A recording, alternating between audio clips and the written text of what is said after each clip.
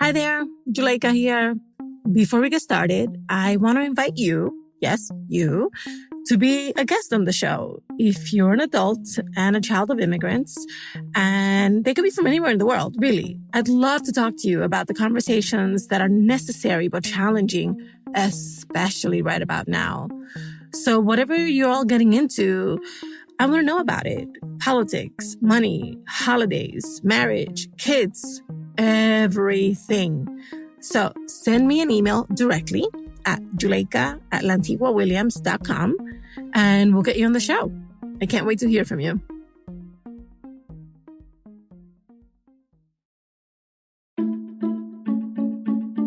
Hi, everybody. Over the next few episodes, you'll hear First Gen speaking directly with a very special expert about the challenges they're facing in their love lives.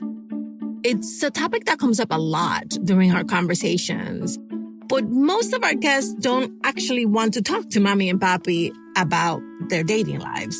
Listen, I get it. So, on the show, we realized we could all use a little help in this area.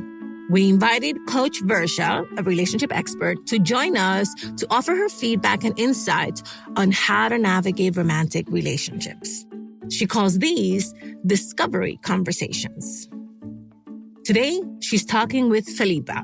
Felipa is a Mexican-American woman who recently moved back to her hometown after leaving a 3-year relationship and who is struggling to find what she wants in her new dating life. Let's get into it.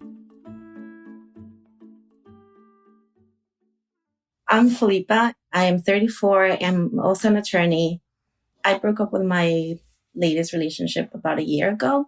I can't say that I've had a lot of success lately in dating. I think that's one of the reasons that made me want to have this conversation. And I also started thinking about what went wrong in my relationship or what patterns I don't know, I started seeing some patterns in the way I choose people or in the way I approach relationships. And I feel like it would be worth it to have a conversation with someone or get another perspective. What is it that, if you didn't have to worry about how it was going to happen or what you needed to do to make it happen, in the next, say, 12 months of your life, what would you like to create? I would like to have some stability, I think. I really like the idea of having a family, not necessarily children, but I like a partner and just somebody to share goals with and that we can work towards something. I'm kind of craving that sort of stability a little bit. And when you are out there dating or in a relationship, what obstacles are there for you? So I didn't mention this, but I'm Mexican-American, first generation, and I went to law school, as I said, and it's been a bit of a challenge, I think, to navigate. I want somebody who understands that I really want to continue pursuing my career. It's really important for me, and who values my career as much as they value their own, and who values my time as much as they value their own. And that's been a little bit of a hard thing to find, to be honest. And at the same time, I think it's important for me to have somebody who shares some, not necessarily the same political beliefs, but at least understands where I'm coming from or has that kind of respect for my background. And that's been a bit of a challenge, I think, to find both in the same person. Yeah. It sounds like finding someone and being in a healthy relationship is more than just about what you want. It sounds like there's a larger purpose here for you in standing for who you are culturally, who you are as a career person. And that's the bigger picture vision that you have, is really having it all fit into that as well. Right. Yeah. Definitely agree with that. So it might sound a little bold for me to say this, but I noticed some hesitancy in the way that you state what it is that you want. Sometimes this can come from jadedness. Sometimes it can come from a lack of belief that it's even possible to have a healthy relationship, a real partner that gets you. And sometimes it's a lack of confidence. Yeah, I think it's definitely a combination of all of the above. And I think a lot of it is I feel like I blame myself for everything that went wrong. Not necessarily in that I did everything wrong, but that I didn't set proper boundaries, or I probably shouldn't have tried to make it work in spite of all the differences. Like I shouldn't be looking past the red flags. So I think it's just that I've been like a little bit hard on myself, I would say. So I think that's might be coloring this like, well, I mean, how can I even find someone when I myself haven't finished sorting things out, I guess. I think that might be where I'm coming from. Juleyka here. As you know, How to Talk to Mamí and Papí About Anything is supported by First Republic Bank. Today, we know that strong, long-term relationships are the key to our general health and well-being. First Republic believes they're also key in our financial health and well-being. That's why every client gets a personal banker to serve as their guide, confidant, and single point of contact. Mine is Lisa, and our relationship is not based on a one-time transaction. It's a true partnership I'll count on for years to come. And so can you. In fact, 7 out of 10 First Republic bankers have been with the bank for over 10 years. Are you ready to discover what a long-term financial relationship can do for you?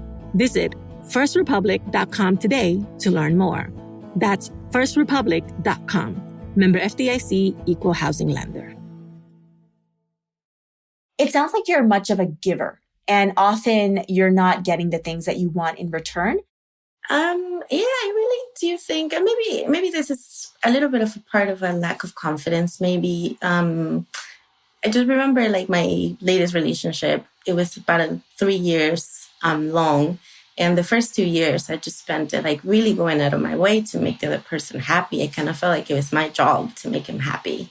And I really think that I neglected myself in the process and I neglected what I wanted. And of course, that approach is not sustainable. So eventually caught up with me and I felt like I wasn't getting anything in return or not enough. And I started sort of standing up for myself a little bit and just things just didn't started unraveling a little bit. And I think it's been my experience before. They're just trying really hard at the beginning and then at some point just being exhausted. Your actions, like this pattern that you say that you see, it seems to come from scarcity. Like, if I don't give this person, I'm not going to get anything. And if I don't give, then I don't deserve anything. And this, like to your point, this being really hard on yourself and thinking that you're doing something wrong. There's just nothing wrong with wanting someone to show up for you the way you show up for them and for you to know that you can be loved and respected. No, I agree with all that. I mean, it's been hard thinking about all that, right? Because of course you start thinking like, oh, wow, like I really haven't loved myself properly or like I have not necessarily even allowed myself to want things. I've been more focused on like, okay, I need to fix myself first, so to speak. Yeah. So what are the things that you would want? And what are the things that you would ask for? I don't really ask for support in terms of just, I think just your everyday kind of like, how are you? How are things? Like, how can I make your life better? Or how can I help make things easier for us in general? I really like doing things, going places. I think it would be great to have an activity partner. And I think it would also just be easier to do certain things, to, I don't know, save money to buy a house, for example. Not that I couldn't do it on my own. I just think it would be easier to have that with someone else. I think it's about just peace of mind, like just feeling like one area of my life is sorted out. So, you know what this sounds like to me is like it's a checklist. And once you can cross it off, you'll be like, oh, okay, good, done. I have a hunch that relationships and having love in your life is about more than that for you than just crossing it off your bucket list.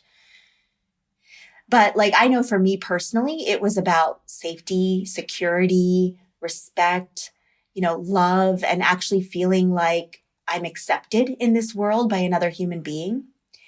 And I find that when we're sometimes jaded from dating, those walls come up and we're not actually willing to say things like, I need to feel secure. I need to feel safe. Because we as independent women, strong, smart, career-minded women are taught to just like, we can do this. We don't need to have anyone supporting us and loving us. And that just doesn't work in romantic relationships. Right, yeah. And I'm curious how much of that strong Felipa shows up in your dating. I think it doesn't show up enough, actually. Or maybe it's just kind of like I don't want it to show up too much. I think that's been more my case, that I want to seem like love. Not that I'm not, but like that I wanted the person to be like, oh, she's loving, she's sweet, she's. And then there's this other part of me that's like, I don't need you. I could be happy without you. And that part of me just comes out later on. And I think that's when maybe things start getting a little difficult. So it might be a good thing to find a way to not try to guess what the other person wants to see, which I think has been an issue for me. Totally. And, I love that you're so aware of it right now, because our brains are really good at making us feel like, yeah, but I am coming from the heart. Look at how outgoing I'm being. Look at how considerate I'm being. But by doing it from up here in our brains rather than our hearts, we are not being our real, genuine selves. And I think being truly yourself on the outside and doing so outside of fear and outside of the fear of like losing someone if you don't give something back, that's kind of the sweet spot for you. And getting to know, like, who am I when I'm a romantic partner and I know that I will get respect and love back, regardless of who this other person is across the table. I think that's a big piece of what I'm seeing is like the kind of place to infiltrate this pattern for you. What are some of the things that you want in a partner, and how has it been for you to find those things? Up until recently, I hadn't really sat down and thought about like, okay, what are some things that I really want and that I need? At least I can say for my latest relationship that I just met him and things just went from there. And from the beginning, there were a lot of things that I'm like, I don't know that we're quite compatible, but I'm going to make this work because I have to, for whatever reason. I feel like I have to do it. So now I'm trying to take a step back and being like, okay, there's certain things that are really important to me. Like just, for example, like the other person really has to love dogs because I love dogs and I'm not going to get rid of them. And the other person, it's important to me that they like going out or like they like doing things and activities and or they like to have fun. I mean, not all the time. It doesn't have to be like this, like, let's go out every day, but like we're just having that disposition and that openness to understand different cultures, that interest in the world and other people and other cultures.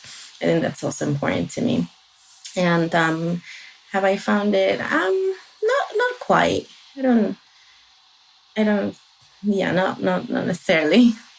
Yeah, and also, and I mentioned this earlier, but I moved. I was living in New York. I moved to Houston last year, and I think just politically, that has also been a little bit of a challenge because, as I said earlier, like I don't need somebody who shares everything, every one of my beliefs, but I think I need somebody who has a certain amount of openness and understands, and I don't want that to be a struggle in my relationship or political issues that come up like racism and things like that. Like I don't want to be with somebody who doesn't believe in it or like doesn't think it exists. And I mean, but I think that has been also a little bit of an issue. And I think culturally, I really want somebody who respects my career and doesn't see me sort of like as like a support person to whatever they want. And I think more than knowing what I want, I think that I know what I don't want. So I don't know if that's helpful enough to narrow it down. It is. It's helpful for a couple of reasons. So one quick little explanation on how I like to look at getting clarity on what it is that you want. I often recommend narrowing it down to 3 to 5 things and putting those things in columns. So what is that thing that you want? Column number 1. Column number 2, why is that so important to you? What moral or value is it attributed to that's going to make it important to you? And then in the 3rd column, how are you going to actually determine that about a person outside of them just telling you that they have that value or moral? Because a lot of times everyone's like, I like to travel. I like dogs. I'm I do community service, but actions speak more louder than words. And oftentimes it's the things that we do together and that we experience together that actually has us seeing that. And sometimes the things on our list are not relevant until we attribute them to that moral or the value. So because it might seem like it's about, your dogs, But ultimately, there's a bigger thing there that the dogs represent in your life that is more important to see if that person aligns with than technically dogs. So there's just a hypothetical, but it's a place to look to go a little deeper. Now, I noticed you use the word boundaries. And I think that word is overused. So consider that with the right person, you wouldn't need to draw lines, that it's actually possible to understand each other in the way where you get the person's needs, they get your needs.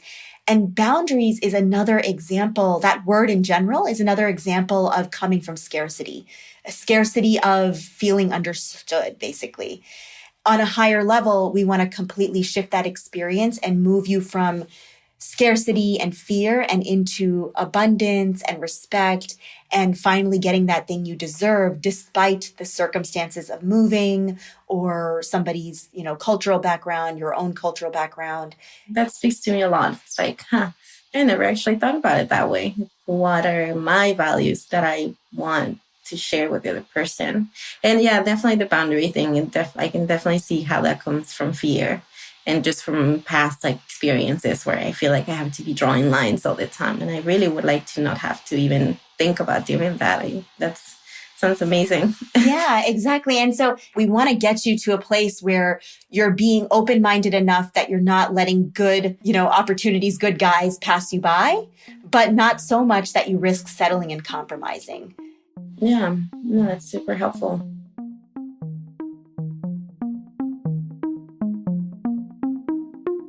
All right, here's what we learned from Coach Varsha. Allow yourself to want things. It's okay to want what you want. And you don't have to constantly give to be worthy of receiving. Identify your underlying values. Reflect on the values and morals that are behind the things you want in a partner. This will help you figure out the deeper reasons for why something is important to you, and will also help you be open-minded about where and in whom you might find that. And remember, abandon the scarcity mindset. Notice when your behavior is motivated by fear of losing what you have. Use this awareness to recalibrate and discover how you might show up in a relationship when you feel safe, loved, and secure. Thank you, Coach Varsha.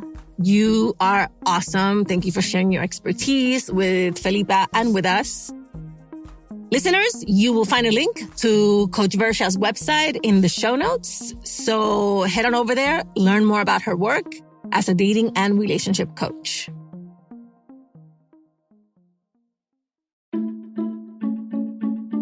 As always, thank you for listening and thank you for sharing us. How to Talk to Mamí and Papí About Anything is an original production of LWC Studios. Virginia Lora is the show's producer. Kojin Tashiro is our mixer. Manola Bedoya is our marketing lead. I'm the creator, Juleika Lantigua. On Twitter and Instagram, we're at Talk to Mamí Papí. Bye, everybody. Same place next week.